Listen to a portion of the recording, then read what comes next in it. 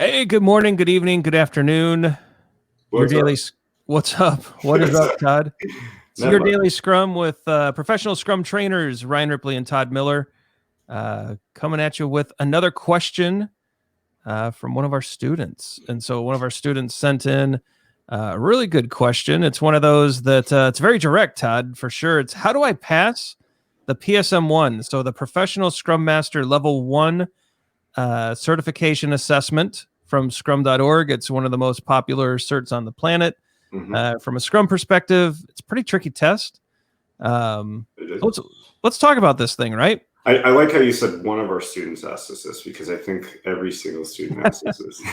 They do. Well, when you take a class, you definitely want to pass the test and get the certification. It's a really good question. How do we pass this? And so we're not going to give you the questions. We're not going to give you the answers, but we can talk about how you can best approach this assessment, because it's not trivial. And you saying that, if I could just plead with everybody here, don't just spend $150 and willy-nilly take the exam.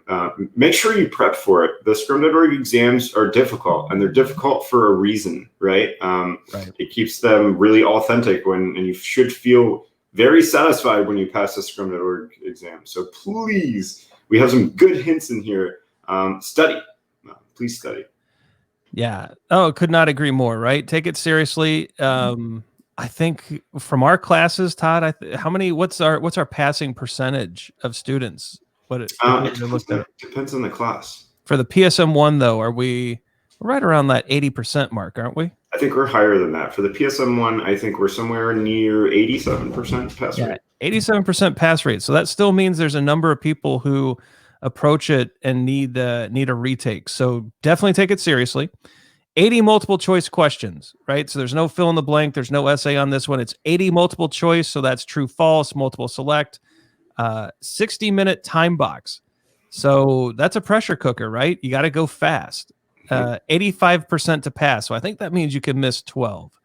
And so tight time box, tight constraint. 85% back in my day was a B in school, Todd, but for us, it's the pass mark. So pretty tricky, right? And so let's go through some tips here on what we tell our students and how you and I prepared when we had to take these assessments.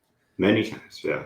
I think this is a great one, right? Like, read the Scrum Guide, and not just once. Read the Scrum Guide. Do some other study things that we're gonna give some hints for. Read the Scrum Guide again.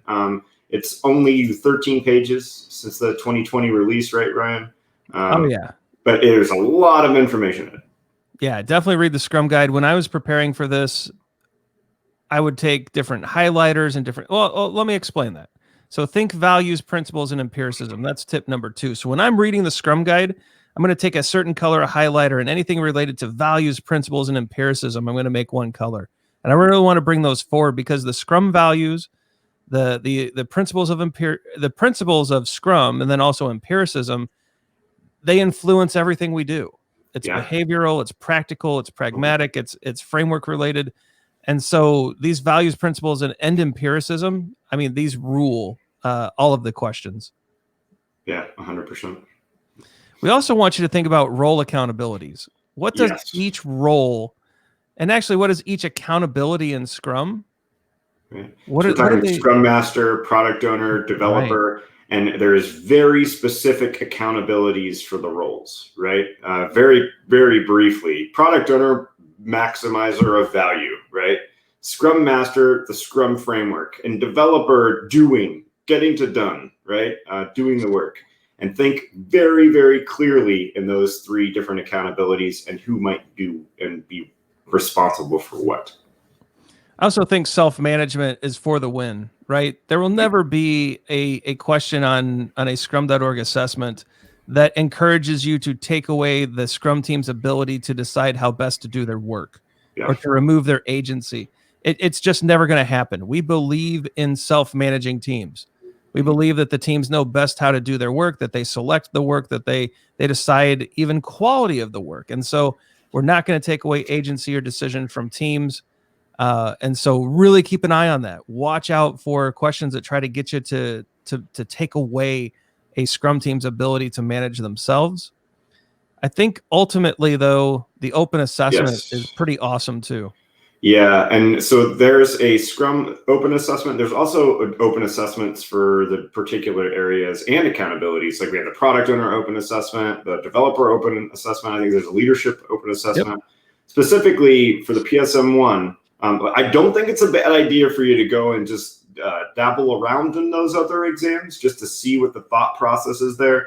But the Scrum Open assessment in particular, you should be taking over and over and over again until you're achieving 100% regularly, right? And if you miss a question, there's some really good information. Once you hit submit in the Scrum Open assessment, there's some really good information and tips and bullet points in there that can help you learn. Yeah, I think the other thing I would add here is that the real assessment, the PSM is more difficult than the Scrum Open. Yes. So don't be shocked when you get into the real assessment, and the open assessment is a lot easier, right? So the real PSM a lot harder, but the Scrum Open has that great feedback that Todd talked about that will help you get ready. Now, of course, Todd and I would encourage you to consider a class, right? Classes are really useful. You get an attempt. Actually, you get 2 attempts at the PSM when you take a PSM course with Todd and I. And so we encourage you to consider a class. It's not required. That's one of the awesome things about one of the many awesome things about scrum.org. You don't have to take a class to take the assessment. And once you earn the certification, it never expires. You never have to renew it. You never pay more fees, right? So there's all these great things about it. But even all that said, we would encourage you to consider a class. Check out agileforhumans.com if you want to join Todd and I. We'll help get you prepared throughout the course of the 2-day PSM 1 course. Ultimately, though, this assessment is about the Scrum Framework, and it's about the use of empiricism by self-organizing. And actually, what I should say now, Todd, this is where we're going to inspect and adapt real quick, by self-managing teams, right? So let me just throw that up there, by self-managing teams. And so if we can wrap our heads around this, that this assessment is really the framework, empiricism, and self-managing teams, and follow the tips that we gave, we think you're going to do all right. We also think take a deep breath, right? Relax when you get into that exam. If you're anything like me, I open the exam and I'm just like immediately stressed out. Take a deep breath, relax. You do have an hour. I also find it useful to have a sticky notepad with me as I'm going through the assessment, writing down questions that I want to revisit, right? So if it's a slam dunk question, what are the 3 roles in Scrum? Product owner, developer, and Scrum Master, the 3 accountabilities, right? That should be a slam dunk. If it's something a little more difficult, I'll write the number down and I'll go back and visit it later. Yeah, so good luck, everybody. We hope you do great on the assessment. Let us know how you do in the comments, right? Leave us a comment about how you did on the assessment, and we hope you all just do a wonderful job. So, Todd, I think that's another Your Daily Scrum. Yeah, it is. Good luck. Smash that like button so that you know every time we post a new episode. Visit us on our socials. Check out our book, Fixing Your Scrum, Practical Solutions to Common Scrum Problems. And thank you for watching.